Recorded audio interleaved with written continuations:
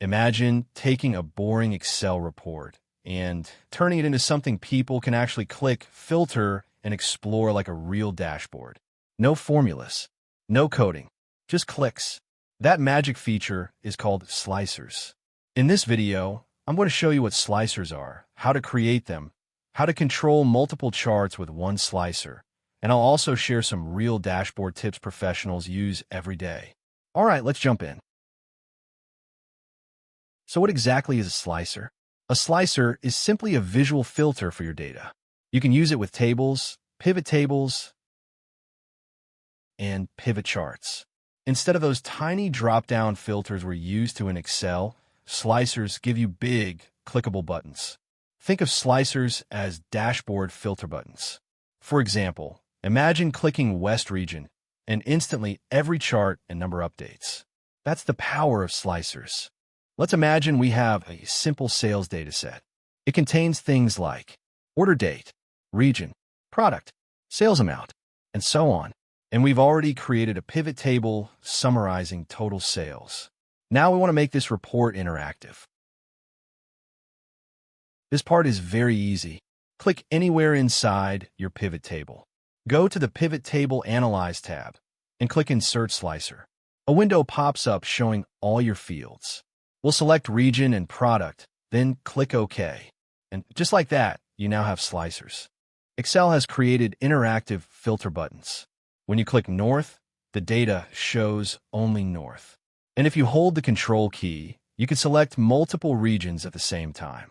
This is why slicers are so popular. They're visual, fast, and very user-friendly. Now remember, slicers are part of a dashboard, so design matters. Click on the slicer, go to the Slicer tab, and start customizing. You can change the style, pick a color theme, adjust the number of columns to make the buttons horizontal, and resize the slicer. Here's a pro dashboard tip.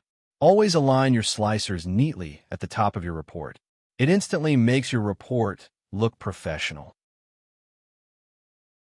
This is where dashboards become really powerful.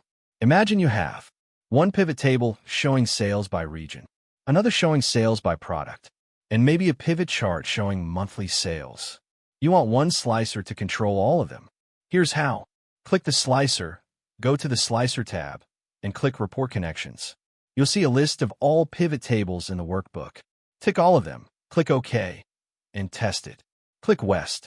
Everything updates together. And this is exactly how real dashboards work.